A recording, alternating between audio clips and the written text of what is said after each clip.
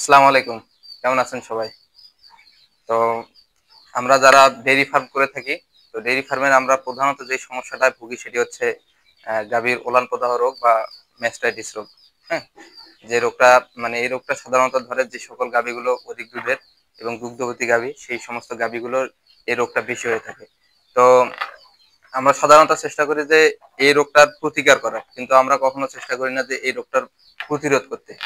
তো প্রতিরোধ আমরা কিভাবে করব? তো সেই বিষয়গুলো নিয়ে আমি আলোচনা করব। কিছু টিপস আপনাদের দিব। মানে এগুলো হয়তো আপনারা অনেকে জানেন বা জানেন না। আর যারা জানেন না তারা অন্ততপক্ষে এই টিপসগুলো কাজে লাগাবেন।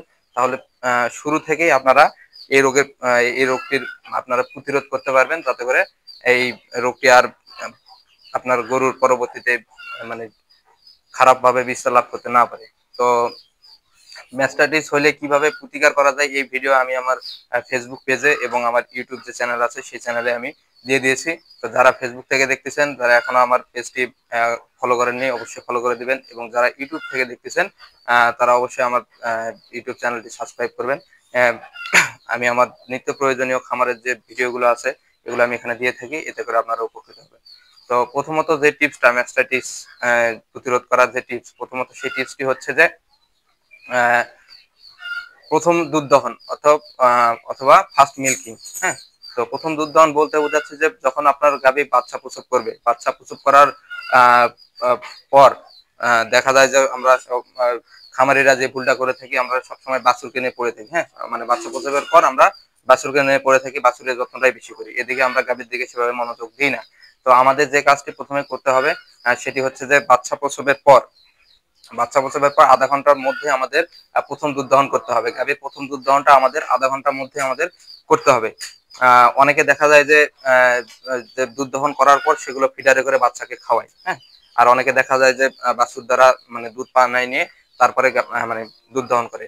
তো যারা আহ, বাছুর দ্বারা পানাবেন তারা আধা ঘন্টার মধ্যে দুধ দহন করবেন, এবং যারা আগে দুধ দহন করে নেওয়ার পরে তারা গাভীকে বাছুরকে আলাদাভাবে ফিডার দ্বারাই খাওয়ার, তো তারা 20 মিনিটের মধ্যে দুধ দহন করবেন। হ্যাঁ, কেননা বাচ্চা প্রসব করার পর দুধের চাপটা এত পরিমাণ নেমে যায় ওলানের মধ্যে, আমরা যদি 30 মিনিটের মধ্যে দুধ দহন না করি তাহলে দেখা যায় যে ওলানটা শক্ত হয়ে যাবে। তো এরপর 2 নাম্বার যে বিষয়টি, দুধ দহনের হার।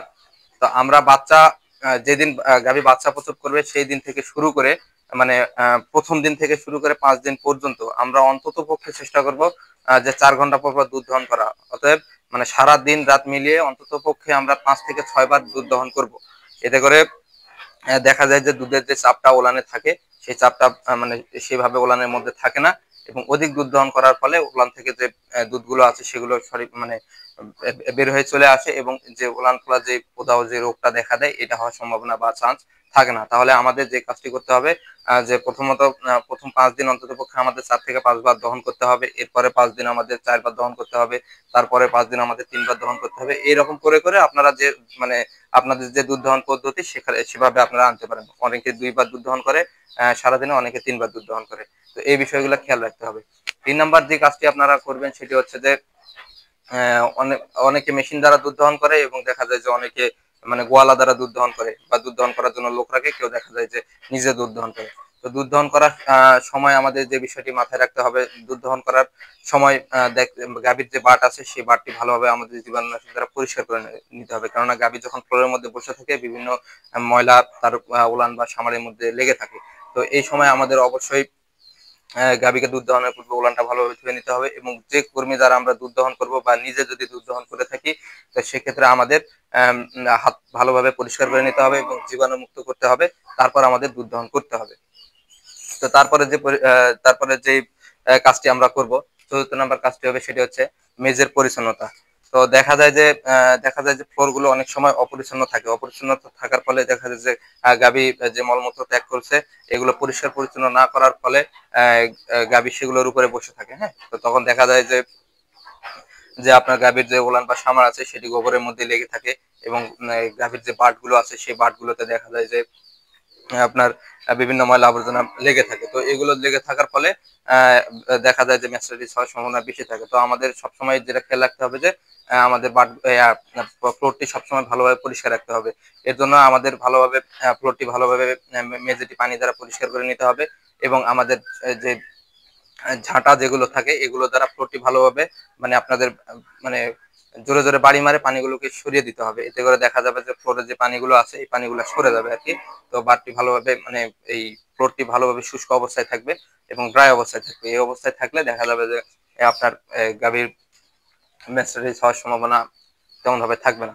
তো তারপরে যে কাজটি আপনারা করবেন সেটি হচ্ছে যে খাবার প্রদান। হ্যাঁ, তো খাবার প্রদান আমরা অনেকে দেখা যায় যে গাভীকে খাবার প্রদান করি।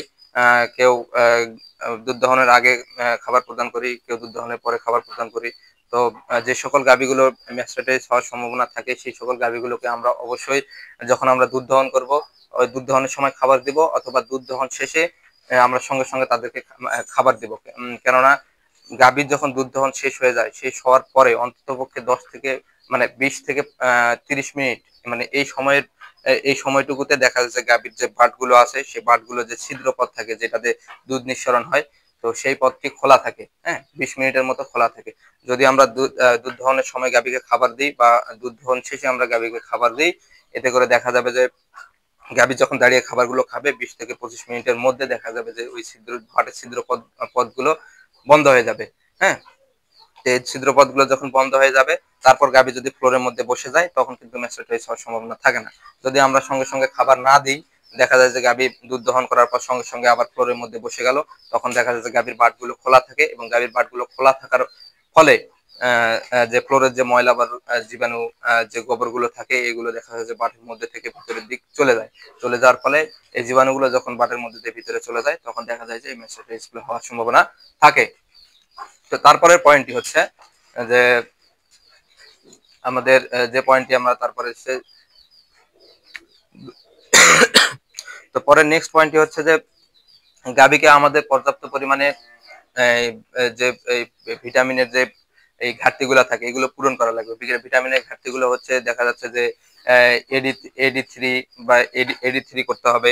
হ্যাঁ, এডি থ্রির মধ্যে ভিটামিন এ ডি এবং ই এই ধরনের ভিটামিন গুলো থাকে এবং ভিটামিন সি এর অভাব ঘাটতি থাকে। তো এই ভিটামিন গুলো যদি আমরা ভালোভাবে দিতে পারি, এই ভিটামিনের ঘাটতিগুলো যদি আমরা ভালোভাবে পূরণ করতে পারি, দেখা যাবে যে গরুর মধ্যে রোগ প্রতিরোধ ক্ষমতাটা জন্মাবে। গরুর মধ্যে যখন রোগ প্রতিরোধ ক্ষমতাটা জন্মাবে তখন দেখা যাবে যে এই সমস্ত প্রতিকূলতার মধ্যে যখন গরুগুলো পড়বে আর কি গাভীগুলো, তখন তারা এই সমস্যাগুলো কাটিয়ে উঠতে পারবে। তো তো আমি যে পয়েন্টগুলো আপনাদের বললাম, তো এই সমস্ত বিষয়গুলো যদি আপনারা ভালোভাবে মেনে চলার চেষ্টা করেন এবং বাচ্চা প্রসবের পর থেকে শুরু করে এই আমি শেষ পর্যন্ত যে প্রসেসগুলো বললাম বা যে টিপসগুলো বা যে পয়েন্টগুলো বললাম এগুলো যদি আপনারা ভালোভাবে মেনটেন করতে পারেন আপনার খামারে, ইনশাল্লাহ আপনি খামার থেকে ম্যাস্টাইটিস আপনি দূর করতে পারবেন। এবং যদি পরিক্রমে আপনার গাভীর ম্যাস্টাইটিস হওয়ার কাছাকাছি যায় অথবা উলান প্রদাহ রোগ মানে হওয়ার সম্ভাবনা দেখতে পাচ্ছেন, তো তো এটা কিভাবে আপনি প্রতিকার করবেন আর কি সেই ভিডিও আমার দেওয়া আছে, আমি এর আগে বলছি। তো ভিডিওটা আপনারা দেখে নিতে পারেন। তো এই পদ্ধতিগুলো যদি আপনারা অবলম্বন করেন ইনশাল্লাহ আপনার খামার থেকে ম্যাস্টাইটিসের যে সমস্যা আছে বা উলান প্রদাহ রোগের যে সমস্যাটা আছে এটা দূর হয়ে যাবে এবং আপনি খামার থেকে অনেক লাভবান হতে পারবেন। তো সবাই ভালো থাকবেন। আসসালামু আলাইকুম।